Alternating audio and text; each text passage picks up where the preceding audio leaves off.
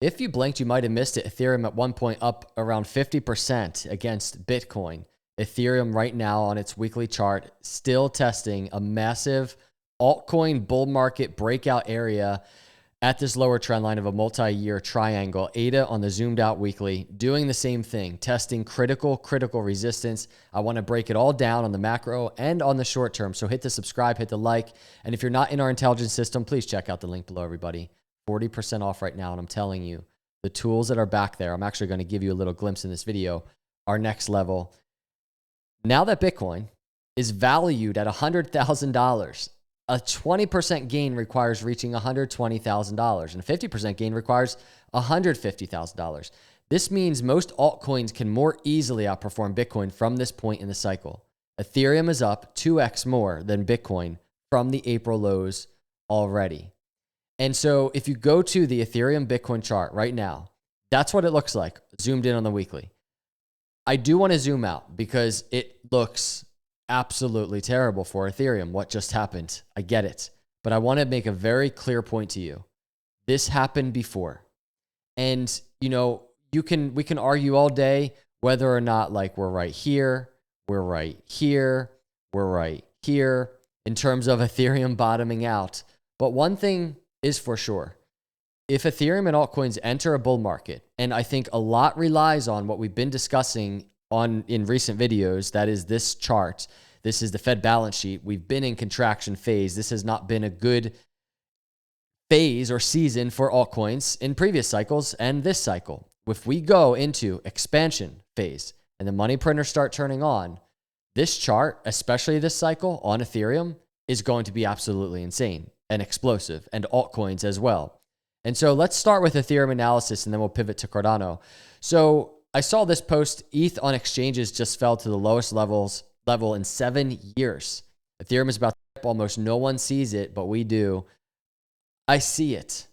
Institutions are here for Ethereum. Ethereum has a place in these markets. And in terms of market share, I think in an altcoin bull market, Ethereum is going to do pretty decently. And I'm actually going to just take a glance at that kind of prospect in just a minute. But this is ETH balance on exchanges. Just look at this. Talk about a supply shock setup if we get the money printers. Even if we just get quantitative tightening truly coming to an end. ETH right now looking very good, especially because we are in this environment where ETH has just been struggling. It's doing worse when you compare it to things like ETHE, Cardano, not just Bitcoin. And then this rumor, BlackRock is reportedly pressuring the SEC to approve the ETH staking ETF within the next 2 weeks. If it happens, Ethereum could teleport straight to 12,000. Don't know about that, teleporting straight to 12,000. I think the $10,000 to $12,000 range for this cycle for Ethereum is an interesting range. I don't know about teleporting straight to 12,000, but I will say this. This could be a massive narrative that kickstarts an Ethereum bull run and an altcoin bull run. What I want to point out to you is after we've come out of these just crazy, just high fear area lows in the like 1,500 area, I just want to point out, again, the risk model and the risk score that we have back here in our intelligence system, currently at a 36. What I wanted to show you, and because now that we're at a breakout area, Ethereum can move fast if it's going to happen. We'll get a sense on the shorter term, what to anticipate. There's a dip in play, obviously. There always is. But if we get a macro breakout into the apex of this triangle, Ethereum can move fast. And this risk model, if you just look back in previous cycles, we can go back last cycle and kind of look right around here. There's a 38 risk score last cycle, even right here in the 20s and the 30s right there around July 2020. And you can see all of a sudden Ethereum breaks out and we are cruising fast. This is why I know there's so many people are like, altcoins are not going to move. It's game over. There's too many altcoins. I saw somebody saying that the other day. It's a fair assessment, but I don't think that's what's happening. What I think is happening is we are waiting for many, many macro things to take place that will propel altcoins higher. One of those things is the Fed. One of those things is tariffs and everything that is going on there. But going back to the risk model, go back 2 cycles ago. Check this out. Here's a 38. Right now we're at a 36, but here's a 35. March 2017. It's kind of like, what's Ethereum doing? Are we going to go higher? Boom. very fast. And what's awesome, I don't know if I announced this on the channel or not, we've had price mode in our exit planner and we've activated risk mode.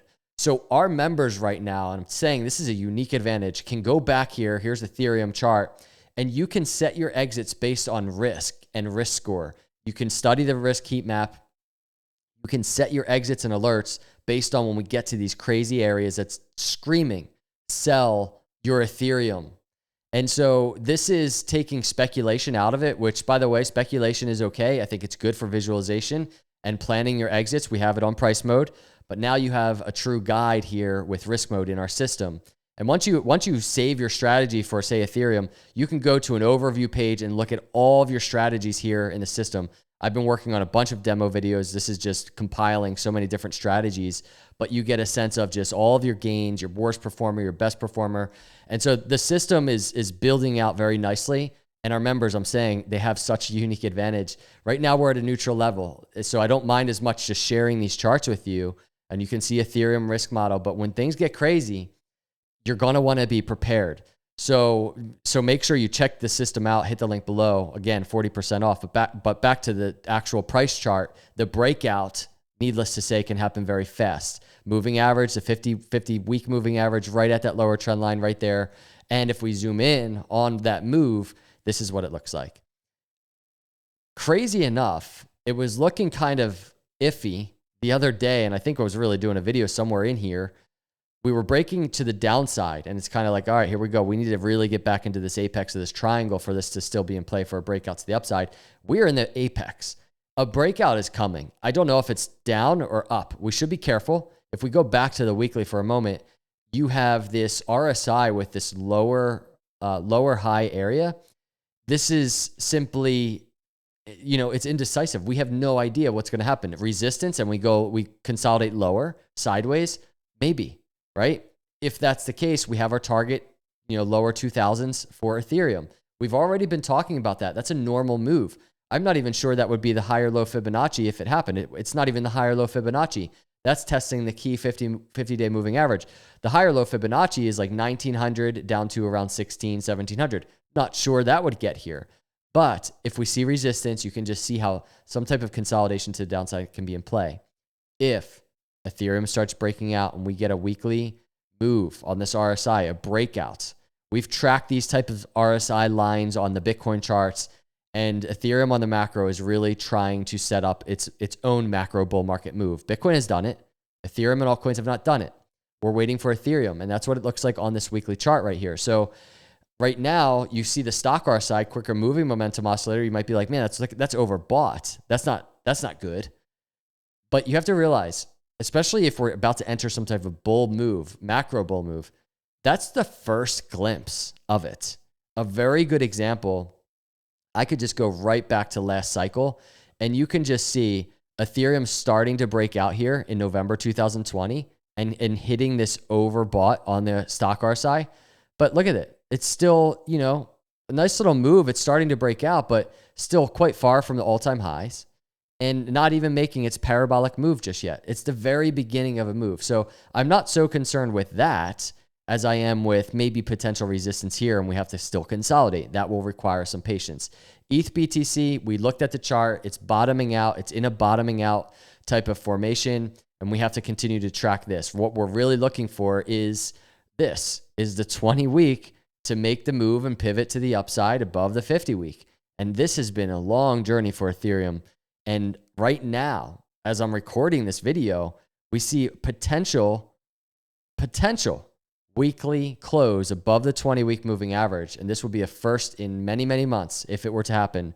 Still 5 days, 23 hours. But the very first move we need is kind of the move towards the 50-week moving average to start seeing this 20-week start pivoting, and a bull move on the macro for Ethereum start kind of coming to fruition. Let's go over to Cardano. This is Cardano on the weekly. So Cardano on the weekly still, as far as visualization, I've been using this chart a lot. It's just kind of opening my macro analysis with Cardano with this blue line. This doesn't go anywhere. It's not like predicting timeline of where an all-time high will be or anything like that. But it's just kind of a sense of like the trend of higher lows that ETHE is in. And it's very reminiscent of last cycle if we just look at what was happening then. So long story short, it's the continued consolidation of the moving averages here like we've never seen before, really, on the Cardano ETHE chart. It's such a clickbait cliche title, but it is like a pressure cooker. And I mean, look at this 200-week moving average. This is the bottom of my bull market doors. This is the area I'm consistently nonstop talking about. And it's just like, we're just nonstop testing this area for months. It's of no surprise to me. So we've gotten rejected and we've just been hovering around the bottom of it. And right now, even just testing it, we might get rejected more. I do not know. But what I will say is I'm monitoring and watching to see if we can get separation to the upside above the 200 and even the 20, because really what we want to start see happening is all of these moving averages start trending up and even getting separation from, away from each other. But look at this. I mean, we are right at that area. What I wanted to do is kind of on the short term, I wanted to just look at this because this is just where I am from a short-term perspective, still interested. Sometimes I get hung up on probably patterns that literally nobody else is looking at. This is just me, the way I see the charts and the way I do my analysis. But I've mentioned this inverse head and shoulders with like this downward sloping neckline. I've mentioned it before, and I know it's incredibly ugly, but this is analysis. There's nothing that is so absolutely on point when it comes to structure or patterns, but it's really the story that lies within what you see, right? And what I see right here is an absolute struggle and a fight between bulls and bears, right? And then I see a stronger push of the bears. The bulls step in. And this is a story I'm always telling in terms of inverse head and shoulders or head and shoulders. And then another struggle of consolidation. The bears are trying and the bulls break out. So we broke the neckline and now we're getting a typical throwback to the neckline. And interestingly enough, we've so far held. And that is not to say that this is going to play out. But you go to something like Bitcoin on not that inverse head and shoulders that I've been speculating about lately, but the macro multi-year inverse head and shoulders, it had its own throwback to the neckline, right? So from just technical analysis, a fundamental perspective, it's enjoyable for me to watch this short-term move for ETHE because I would really like to see if it gets support and a bounce here, because target to the upside out of this little pattern that I like to call a pattern is around $1. And I'm sure there's other patterns within all of this mess of structure that we could watch. One thing I want to note is continually as we do analysis on all of this consolidation, I'm not taking this very seriously, this move. I don't know what would have happened here at this moment. And this was a Sunday, I remember.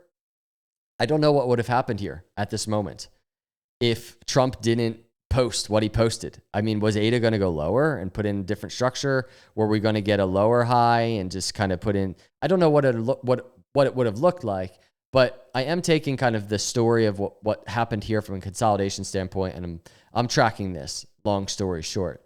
But with that being said, we've been looking at other things, right? We've been looking at the higher low Fibonacci, the swing low to swing high. And right now we've hovered just above that support. We've been anticipating the potential for this. That's 64 cents down to around 58 cents, that higher low Fibonacci green area. So ETHE might not be done consolidating, right? We might get a little bit of a break to the 20, fake out for the bulls, and then boom, we're going lower and testing just previous lows. It gives me a sense of back here. And you might know exactly what I'm talking about. But ETHE just not looking very good right here, right? And I can't say I remember the exact day of October 25th when it's like, oh man, not good. But I'm sure back here, it was breaking out towards these moving averages. And it's like, all right, we're looking good. We might have a breakout in play, and it all rejected back down. I want to keep that in mind because this could be exactly what's about to happen right now. We have these moving averages consolidating, right? After the 20-day crosses the 50, they're consolidating, the 20s coming down into the 50. This is something that happened back here, by the way, right? All these moving averages consolidating, and we get this resistance during that period. So we might get a little breakout to the upside, 72, 73, 74, and then we're coming back down and we're in like 60s again. People are getting frustrated.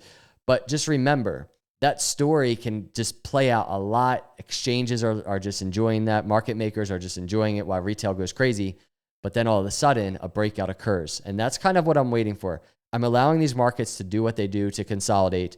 But at the very least, right now, from a structure perspective, I am truly watching to see if ETHE can make the bounce off this neckline throwback area, break this 50-day moving average, 71 cents.